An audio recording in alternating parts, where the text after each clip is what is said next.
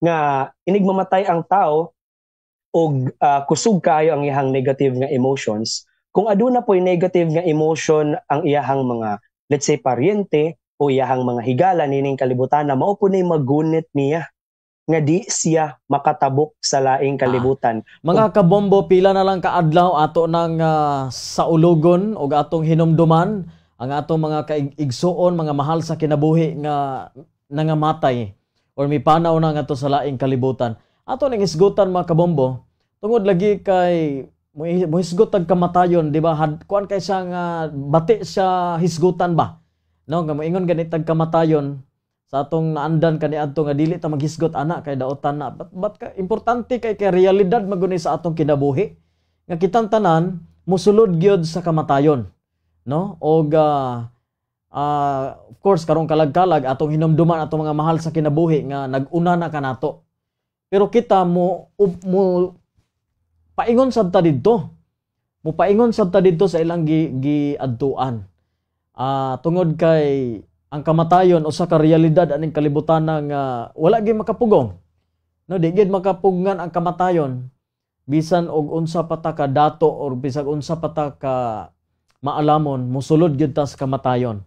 Ato ning isgutan makabumbo kini mahitungod sa kamatayon, mahitungod sa kalag og lawas, kay mao daw ni ang component sa usa ka tawo. Ug bulahan kay ta kay karong hapuna ato gyud nga makauban ang usa ka obispo, no, sa Catholic Universalist Church of Asia Pacific, Bishop of the Philippines, si Bishop Joseph Lagumbay, live via Zoom. Bishop Joseph, maayong hapon. Welcome sa Bombo Radio Cagayan de Oro. Mayong hapon, Bombo Lawrence, mayong hapon sa atong mga suking tigpaminaw. Padunggan ba ko? Medyo pagaw magud ko, Bombo Lawrence. Tsada Pasensya ka. kayo. Oo, okay kayo. Tsada kayo ang audio, Bishop Joseph. Oo. So Bishop, November 1, November 2, kalag-kalag, no, ato man yung ginahando mga ato may isuong nangamatay. Og mausab siguro ni ang doktrina pod, no, sa Catholic Universalist Church of Asia Pacific. Bishop Joseph, una sa tanan, no, unsay may tabo na to kung mabugto na ang atong kinabuhi, mabugto na ang atong ginawaan, no? Kay daghan ang istorya sa mga near-death experience, pero unsa ang mahitabo ana? Unsay mahitabo na to, Bishop Joseph, during nga mabugto na gyud ang ato ang ginhawa? Okay. So, Bombo Lawrence, no, sa diha nga ang atong physical nga body mo stop na sa pag-function, nasa atong balang kasulatan no nga adunay parte sa atong kaugalingon nga dili mamatay. Sa diha nga mamatay ang atong physical nga lawas, mo ni atong gitawag nga kalag or mo ni atong gitawag nga soul.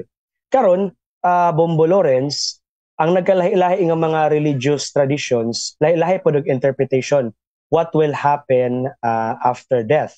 However, though nagkalahi-lahi lang interpretation, at the end of it all, tanan nagkasinabot nga ang atong kalag mahiusa balik ngadto sa Dios, no, ngadto sa ato ang source or dito sa atong creator. Sa Eastern tradition, nagatuo sila, Bombo Lawrence, nga sa diya nga mamatay ang tao, ang kalag daw sa tao ma-reincarnate, no, mo mamataw usab sa lahi nga panahon, no, in the future, aron nga ma-experience na pud niyang kinabuhi og kadtong mga butang na wala niya, let's say, na nabuhat kaniadto, mabuhat niya sa iyang next nga life. Kaya naman tayo gitawag nga kuan ko, no, karma, no, busa. Sa diya nga mamatay daw ko ng tao, ingon sa atong mga igsuon nga Buddhist ug Hindu, ma-reincarnate ni sila aron nga ma-fulfill nila ang ilang mga kinahanglang buhaton, aya sila mahiusa balik ngadto sa source. Kita mga Kristiyano, mga especially mga Katoliko ug mga parte ni ining gitawag nato nga Abrahamic religions, nagtuo kita nga sa diya nga mamatay ang tao, duha ra gipaingnan, langit o impyerno. Og sa Catholic Universalist Church, lahi po ang atong doktrina mahitungod sa impyerno. Pero kita tanan nagkasinabot ano nga at the end of it all, pag mamatay ang physical body, adunay kalag, no? Aduna pay usa ka lawas nga mabuhi ug mao kini siya ang pagahukman ug mao kini siya ang muadto balik ngadto sa atong source, sa atong labaw nga makagagahom. Apan, Bombo Lawrence, kung mabasa nato sa Biblia, sa diha nga namatay si Kristo, no? Gilansang siya sa krus. Adunay 40 days and 40 nights nga nagpakita siya sa mga apostoles o gani sa lain pa nga mga tao, apil kang San Pablo. Og mo ni siya naghatag sa atog ideya, Bombo Lawrence, kasi di nga mamatay ang tao di ay, no? At the maximum of 40 days, posible nga anaa pa diha ang kalag sa tao kauban nato. Mo na siya nga aduna tay tradisyon sa Catholic na kanabitawong 40 dias, no, nga atong pangadjian, no. Ang doktrina gyud ana nagahisgot nga, o ang dogma ana ang nagahisgot nga sa diha nga atong ampuan ng tao, makatabang ang atong pagampo aron malangit siya. Apan aduna usab lahi na interpretation ana nga atong gaampuan ng tao tungod kay dili aron malangit siya, but aron nga motabok siya ngadto sa laing kalibutan. Kay kung dili daw kuno nato na siya ampuan, pwede sila nga matrap nining kalibutan. Og very interesting ni siya, Bombo Lawrence, kay kini bitawng gitawag nato nga kaning mga apparition or kaning mga nagparamdam ang ilahang mga parente o mga higala sa diha nga bago pa ni sila namatay, no. Kitungod sa 40 days and 40 nights, magstay pa daw na sila diri, o kinahanglan nga within 40 days and 40 nights ma-let go nato ang atong mga kasakit, ang atong mga kaguol, o ang atong mga butang na wa pa nato na istorya nila, nga aton na daw na may istorya aron nga mahilo na ang kalag, aron nga motabok siya ngadto sa laing kalibutan. Kay diha din magsugod, Bombo Lawrence, nga kini siya nga mga kalag kung mulapas na ni sila 40 days and 40 nights, mahurot ang ilahang gitawag nato ani nga etheric energy, og kinahanglan na gid ni sila motabok ngadto sa laing kalibutan. Apan kung dako kayo ang ilahang negative nga emotion, mo na maggunit nila ni ining kalibutana. Og mo na siya, Bombo Lawrence, nga kining mga kalag sa mga nangamatay, posible ni sila nga mo attach ngadto sa mga tao nga adunay same nga energy frequency. Kung nalagot sila, mo attach po daw kuno ni sila neto mga tao nga adunay negative energy sa Manila, ug mo na nga magstay sila diri og dugay, ug dinha dayon mahitabo kining gitawag nato nga mga possessions nining mga kalag. Oo, no? So mao ni siya nga importante, Bombo Lawrence, nga sa diya nga mamatay ang atong igsuon, no? Ato ni siya ang ampuan, mao ni siya nga aduna gyud tay misa alang sa patay, og mo ni siya nga ato siyang blessingan, og during manggod sa misa mao kuno ni siya ang meeting of the higher world and the lower world. So diya nga magmisa ta, murag atong i-uplift ang atong earthly dimension ngadto sa higher heavenly realm, og ang parte po daw kuno sa langit atong gabirahon pa ubos, ug kini siya magtabo diya sa misa. Mo na nga, Bombo Lawrence, sa diya nga magmisa ta, ato yung iampo ang mga kalag, kay basin tuod og wa pa sila nakatabok, ato silang maistoryahan nga humanang imong panahon ug kailangan na kamubalik ngadto sa atong labawng makagagahom. So mauna siya ang explanation, Bombo Lawrence. Yeah. All right. So Bishop Joseph, magpadayon ta karong taod-taod human ani nga pahinomdom. Stand by. Siya tinaatong kauban si Bishop Joseph Lagumbay gikan sa Catholic Universalist Church of Asia Pacific. Atong gisgutan na mahitungod sa kamatayon. Now, Bishop Joseph, unsay karakteristik sa kalag? No, kay kini kita karon mga buhi man tan duha puros, no, pero lahi man ang ato ang mindset unsa ato ang mga pamaagi. Kung kalag na, unsay kuan ana, naa ba siya, naa pa ba gihapon ang memory, ang consciousness, Bishop? So kani siya, Bombo Lawrence, so kani siya nga pagtulunan, kani ako i-share karon, wala ni siya sa traditional na Catholic na tradition. Apan ako ni siyang natunan sa diha nga nagtuon pod ko sa occult studies kaniadto. So sa diha daw kuno nga mamatay ang tao, Bombo Lawrence, kini magong gitawag nato nga kalag, dili ni siya kay usa lamang kalawas. Kundi this is actually layers of subtle energy bodies. So tungod kay subtle energy bodies ni siya, kini nga atong physical body naa pud tay nagkalain-lain pud nga layers of bodies within ani nga body. So naatay gitawag na nephesh, no? So kanang nephesh, Bombo Lawrence, mo ni kini atong gitawag na mo ni siya ang soul personality sa tao nga sadya nga mamatay kuno ta within 40 days ma-retain pa nato ang atong memory, ang atong consciousness, atong pagbati sa ngadto sa uban.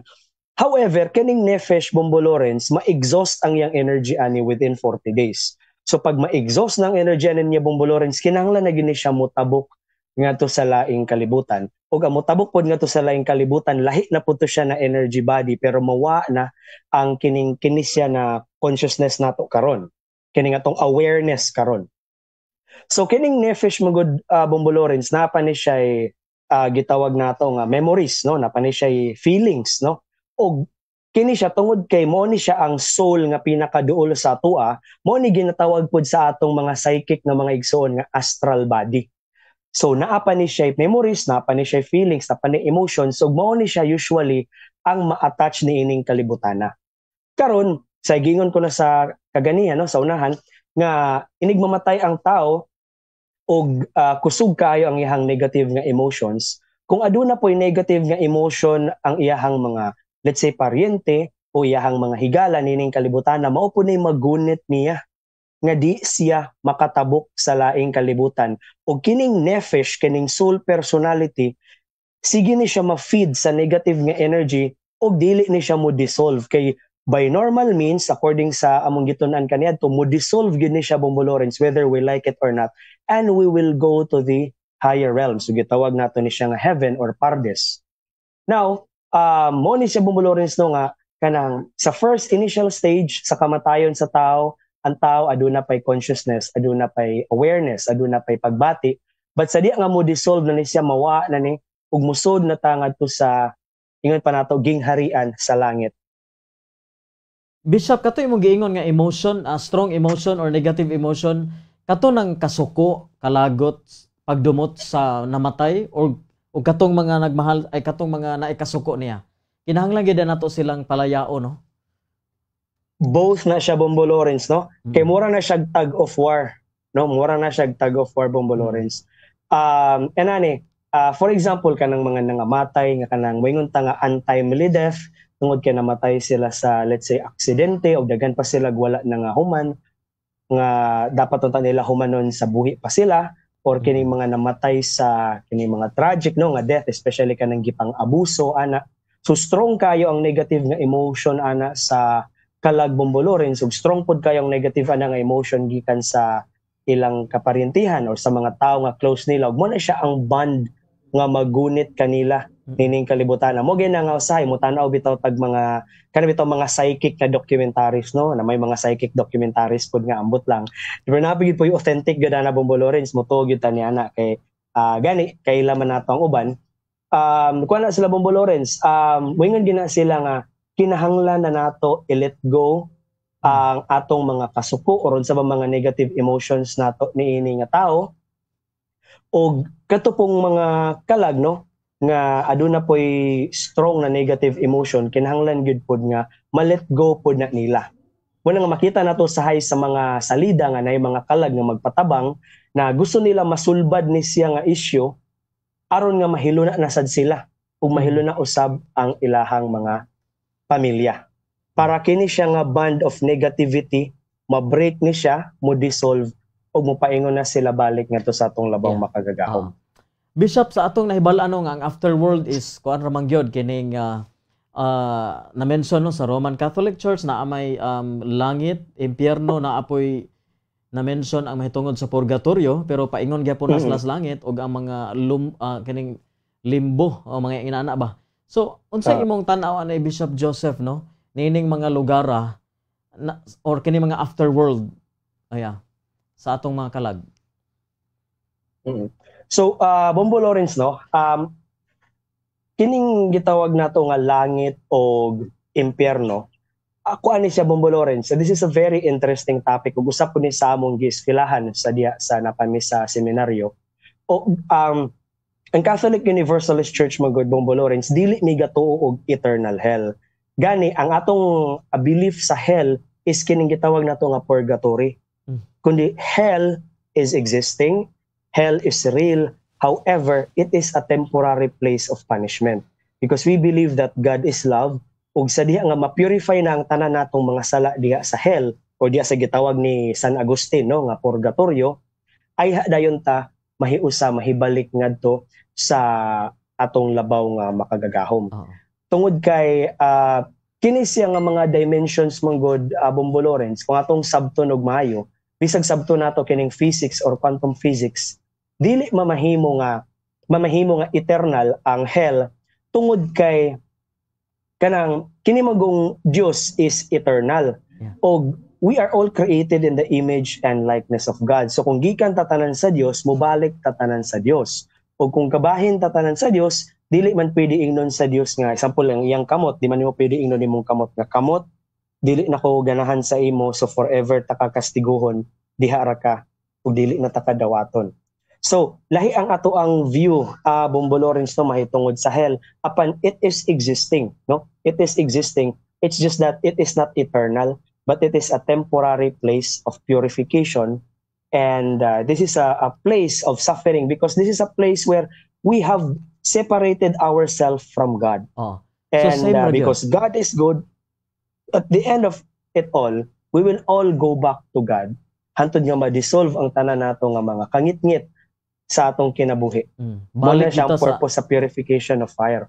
Yeah, balik kita sa atong creator, no? And ang purgatory gyud sakto puti imong giingon Bishop, no, kay kalayo man gyud pud ang purgatorio daw. I-purify gyud kuno ba? So naa gyud gihapon mga sufferings. Murag siya impyerno. Gani hell man gani ang term ana sa English, no, sa naay mga prayers, no, sa Catholic prayers nga ang hell man to, no, hell man to. Pero purgatory di ay ang pasabot. So kalayo. So kung mag-ilhanay pa ba gyapon ta didto Bishop sa anak nga mga dimension kung mag-abot ta didto sa afterworld? Kana Bombo Lawrence, no, dili gid ko makatubag ni ana. Ang atuan lang yung makita ana Bombo Lawrence unsay naa sa atong balaan kasulatan gagatagaan ta og clue, no? Naghatag og clue ang atong balaan kasulatan Bombo Lawrence nga pag-abot daw didto pwede nga mag-ilhanay ta pero mahimo ta Bombo Lawrence nga kuan na ta. Hermaphrodite na ta. Wala na tay asawa, wala na tay igsuon, wala usa na tang tanan kibali. So kumbaga kung ikaw diri lucky o naybay, pag-abot didto kuan na ta, gender neutral na ta. Kay mahimo na ta nga mura na ta og kana bitawng energy beings na ta pag-abot dito Bombo Lawrence. So adunay posibilidad, no? Mo may naa sa atong balang kasulatan nga pwede nga makita, mag-ilhanay ta didto apan igsuon na lang tatanan, no? Wala ilang giingon nga. Kay usa na tang tanan. Bishop, before ta mag-end, no, ako lang ipangutana mahitungod aning mga pamisa, no, karong panahon sa kalagkalag, naa ba ni siya epekto pod, no, pag-ampo, prayer for the soul, no, kini pag-ampo nato sa mga kalag, Bishop Joseph. Yes. So sa giingon ko na sa unahan Bombo Lawrence, no, kini siya nga pag-ampo, powerful ni siya, una sa tanan para sa pamilya. Ang atog yung service or mass for the dead para sa pamilya to console them and to let them understand nga kining kamatayon parte ni siya sa kinabuhi. Because you will only truly live once you die. Because dying. Death is actually the fulfillment of life, no? Sumuni siya nga usa na siya. Ikaduha is para gihapon sa kalag Bombo Lawrence. Sa gingon ko na sa unahan, conflicting maguni siya nga idea kay moingon ang atong mga igsoon gikan sa Protestant churches nga human na gihukman na ka sa Dios ni ining kalibutana. So wala nay pulos ang prayers nimo. Kay ang actions mong sa tao mao na to ang mag-determine sa judgment sa Ginoo sa yaha. Apan traditional Catholic belief would say nga ang atong pag-ampo makatabang na malangit kining mga kalaga. Apan ang ato ang take ana sa Catholic Universalist Church adunay gahom kining mga pag-ampo nato because during the mass for the dead we are actually talking to those souls kay wa ta nasayod base digwa pa sila nitabok sa laing kalibutan.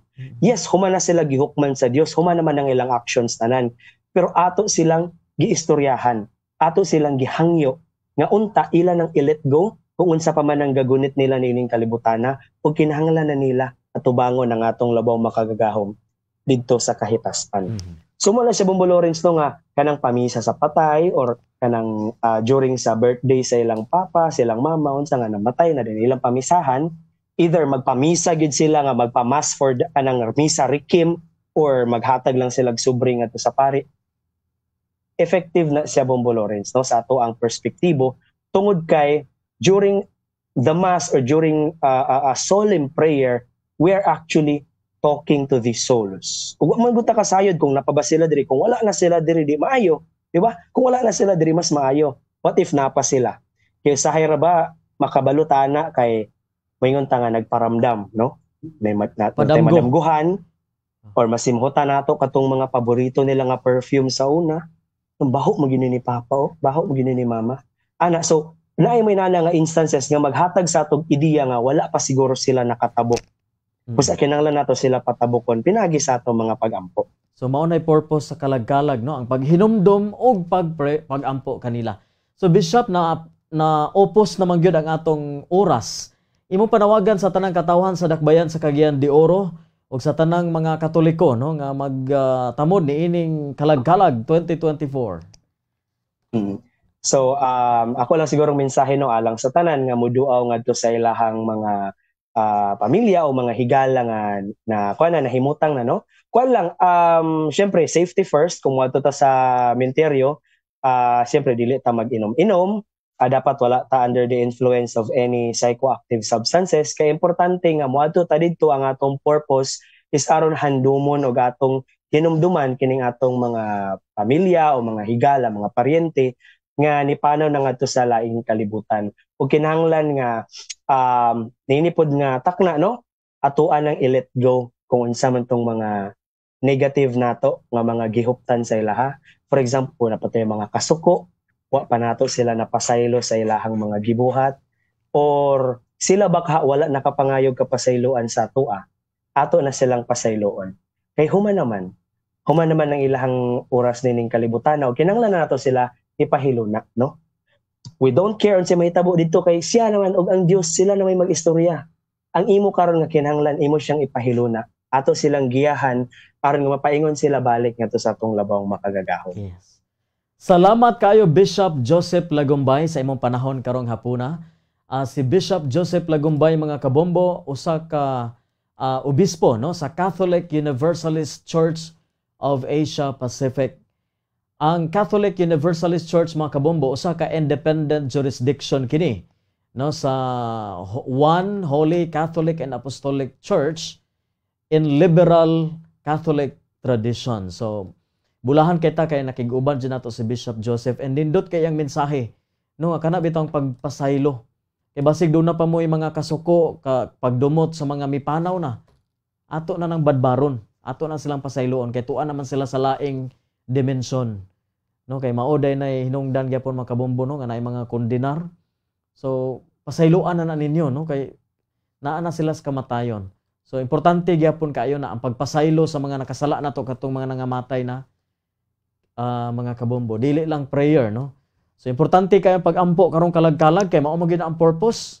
Kay matud pa ni Bishop Joseph, importante atong mga prayers kay dako nagkatabang sa kalag ni atong mga mahal sa kinabuhi. Labi na to atong kapamilya, dako kay nag-epekto, no, sa ilahang kalag nga makalabang na didto sa paingon didto sa Creator, paingon ngadto sa atong Ginoo, mga kabombo ug Gastar Nation.